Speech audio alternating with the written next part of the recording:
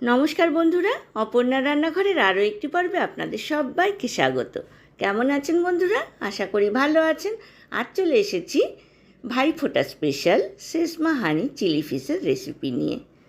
ঝটপট আমি এই সেসমা হানি চিলি ফিশ কীভাবে বানালাম চলুন দেখে নিই।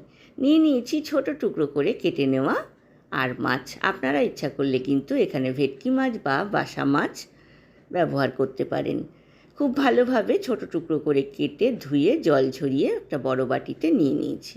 দিয়ে দিয়েছি 3 table spoon cornflour, 2 table spoon ময়দা। এবার দিয়ে দিলাম স্বাদ মতো নুন। এবার দিয়ে দেব 1 টেবিল স্পুন গোলমরিচের গুঁড়ো আর দিয়ে দেব 1 টেবিল স্পুন সয়া সস। সব উপকরণ খুব ভালোভাবে মিক্স করে নেব মাছের সাথে। বন্ধুরা যারা প্রথম থেকে আমার সঙ্গে আছেন তাদেরকে অনেক ধন্যবাদ। যেসব বন্ধুরা প্রথম আমার চ্যানেলে ভিজিট করছেন তাদেরকে আমার চ্যানেলে স্বাগত জানাই। এর মধ্যে সামান্য একটু জল ব্যবহার করলাম। এইবার দিয়ে দেব 1/2 টেবিল স্পুন কাশ্মীরি লাল লঙ্কার গুঁড়ো, 1/4 টেবিল স্পুন রসুন বাটা আর আদা বাটা। খুব ভালোভাবে মাছের সাথে মিক্স করে নিলাম। এইবার ঢাকনা দিয়ে মাছটাকে আধ ঘন্টা ম্যারিনেট হতে দেব। অপরদিকে গ্যাস ওভেনে আমি একটা কড়াই বসিয়ে দিয়েছি। কড়াইতে দিয়ে দিয়েছি 5 টেবিল স্পুন সাদা তেল বা রিফাইন অয়েল। গ্যাসের ফ্লেমটা হাই করে তেলটাকে গরম করে নিয়েছি। এইবার গ্যাসের ফ্লেমটা আমি লো টু মিডিয়াম করে মাছগুলোকে তেলের মধ্যে দিয়ে দিচ্ছি। 2 পিঠ বাদামি করে ভেজে তুলে নেব। হাই ফ্লেমে ভাজলে কিন্তু মাছগুলো কাঁচা থেকে যাবে। ওপর থেকে মনে হবে ক্রিস্পি হয়েছে কিন্তু ভেতরটা কাঁচা থাকবে। সেই জন্য লো টু মিডিয়াম ফ্লেমে কিন্তু মাছটা ভেজে নেব। ফার্স্ট রাউন্ড মাছগুলো আমার ভাজা হয়ে গিয়েছে। আমি একটা প্লেটে তুলে নিচ্ছি। এইবার সেকেন্ড রাউন্ড মাছের পিসগুলো আমি এই তেলের মধ্যেই দিয়ে দিচ্ছি। বন্ধুরা রেসিপিটা ভালো লাগলে লাইক, কমেন্ট, শেয়ার করতে কিন্তু ভুলবেন না। পাশে থাকা বেল আইকনটা প্রেস করবেন, তাহলে আমার নতুন নতুন রান্নার নোটিফিকেশান বা আপডেট কিন্তু আপনার কাছে প্রথম পৌঁছবে।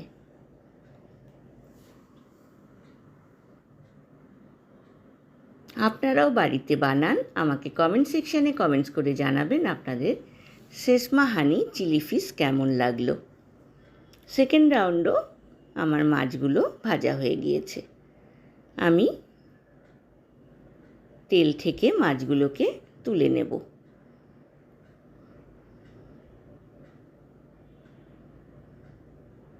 এইবার দিয়ে দেব এই তেলের মধ্যেই ডুমো করে কেটে নেওয়া 2 মিডিয়াম সাইজের পেঁয়াজ। ভালোভাবে তেলের সাথে মিক্স করে নিচ্ছি। এইবার দিয়ে দেব 2 টিস্পুন পেঁয়াজ বাটা।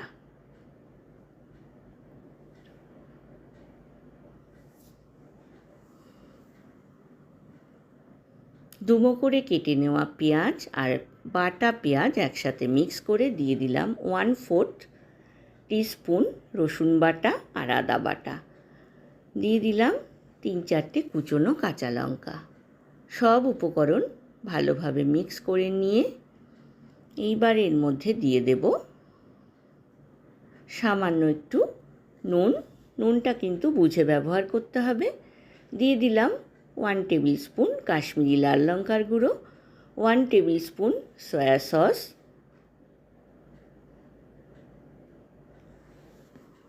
1 table spoon tomato ketchup, 1 table spoon green chilli sauce আর দিয়ে দেব 2 table spoon sweet chilli sauce.